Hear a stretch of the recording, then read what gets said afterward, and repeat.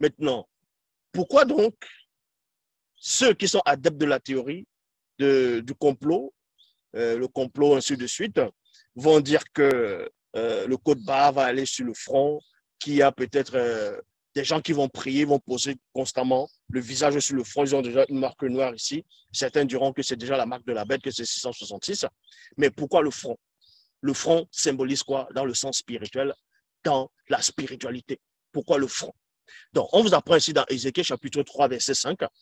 Mais les non-initiés rebelles ne voudront pas t'écouter parce qu'ils ne veulent pas m'écouter. Car tous les non-initiés rebelles ont le front dur, entre parenthèses, rébellion. Donc, le front ici, avoir un front dur dans cet enseignement va symboliser quelqu'un qui est dans la rébellion, quelqu'un qui se rebelle, quelqu'un qui est contre la loi, c'est-à-dire spirituelle, la loi morale, la loi ancestrale. Donc, ce n'est pas pour rien que dans le livre de l'Apocalypse, quand on va parler de la marque de la bête, on va parler du front. Celui qui n'accepte pas la marque sur le front. Donc, on va vous expliquer c'est quoi cette marque. Réellement, est-ce une marque visible? Est-ce le vaccin? Est-ce des codes barres? Est-ce des anneaux, c'est-à-dire des particules, des petits gadgets qu'on va vous injecter à l'intérieur de vous pour mieux vous contrôler? Est-ce cela? On va aller plus en profondeur. Donc, pour cela, on va aller dans le livre de Samuel, 1 Samuel chapitre 23 au verset 24. Donc, le monde occulte est là uniquement pour copier ce qui se passe dans le spirituel. Parmi ceux qu'on va envoyer, c'est-à-dire les messagers, ceux qui marchent selon le verbe vont accomplir. Ceux qui vont vivre, le monde occulte auront envie, tout simplement, d'imiter cela. Premièrement, on va vous donner la révélation de savoir pourquoi, même dans les Bibles actuelles classiques, dans le livre de l'Apocalypse, pourquoi la marque de la bête, dont on vous dit que c'est 666, pourquoi ça doit être marqué sur le front et la main droite. Qu'est-ce que va symboliser aussi ce front-là et la main droite?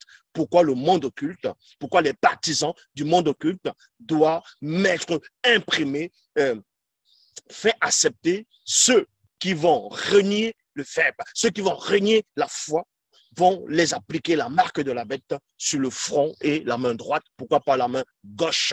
On voit cela dans le livre de Samuel, 1 Samuel, chapitre 23, au verset 24. Il est dit ici, et au même moment, virgule, une fronde ardente de feu incandescente jaillit de toute vitesse de la main droite de Tondo. Donc, pendant le combat, celui qu'on va appeler David dans les Bibles actuelles classiques, mais son vrai nom c'est Tondo, c'était un véritable combat spirituel. Tondo, de sa main droite, il va prendre une fronde. Donc, avec cette fronde-là, il y a un caillou, c'est-à-dire c'est un caillou qui va prendre, un caillou incandescent. Donc, il va lancer ce caillou avec sa main droite. Est-ce que vous comprenez? C'est déjà un signe, c'est une marque qu'il était avec Loba. C'est une marque qu'il était un guerrier redoutable, terrifiant contre le monde occulte. Donc, de sa main droite, il va prendre ce caillou-là, il va lancer à Étoum, celui qu'on va appeler Goliath. Et ça va jaillir où? On vous dit ici, au même moment, une pierre incandescente de feu, non, une pierre ardente incandescente jaillir de toute vitesse sur la main droite, de la main droite de Tondo, et atteignit Étoum en plein front. Et on vous apprend que Goliath, David, c'était en plein front qu'il a lancé le caillou. Donc, de sa main droite, il lance, il terrasse Goliath. Ça, c'était des gestes prophétiques.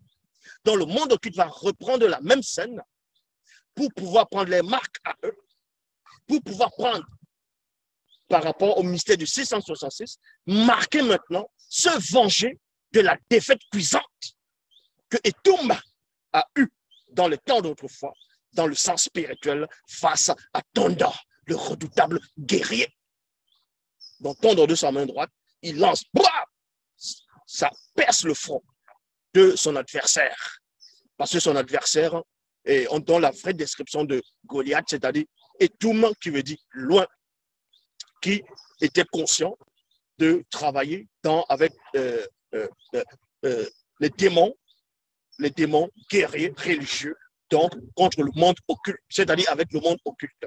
Donc, ils vont se venger ici contre tous ceux qui vont marcher selon le verbe, contre ceux qui n'acceptent pas volontairement se prosterner devant Satan, le mauvais esprit, contre ceux qui ne veulent pas accepter les lois abominables établies. C'est en cela où la marque de la bête maintenant doit être plantée aussi sur le front et sur la main droite, en signe de la défaite cuisante que Goliath et Toum avaient eu face à Tonda.